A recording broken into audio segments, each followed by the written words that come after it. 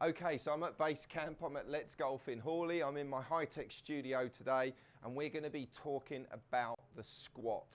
I'm going to explain to you how you squat, how the squat is going to allow you to push down into the ground to get that reaction from the ground, that equal and opposite reaction.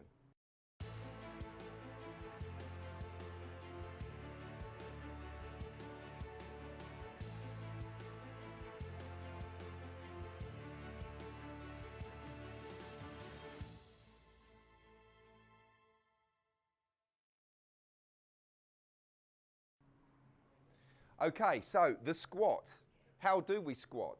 Okay, it's quite important that you know the basic function and how to move both hip joints and knee joints to get the correct squat and how the pelvis is going to be tilted to aid that squat position as well. So the squat is how some good players, doesn't always work for everybody, let's just say some elite and tour players and good amateur players use the squat to push down into the ground to get that equal and opposite, to allow them to push and then rise up and deliver the club in a functional way to the golf ball to get speed.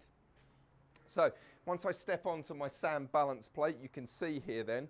So if I just stand vertical with everything neutral and stacked, okay, if I bend forwards from my hips, you can see the pressure move into my heels. If I reset everything and stack everything vertically up on my body, if I bend from my knees, you'll see my pressure move into my toes. Okay, so knee bend to toes, hip bend to heels.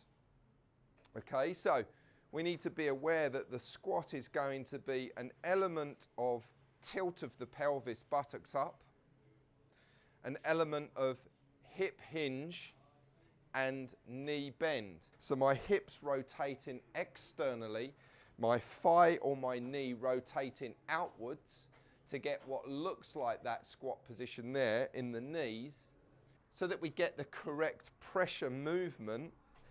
The squat is from the hips, the pelvis, and a little bit of knee movement.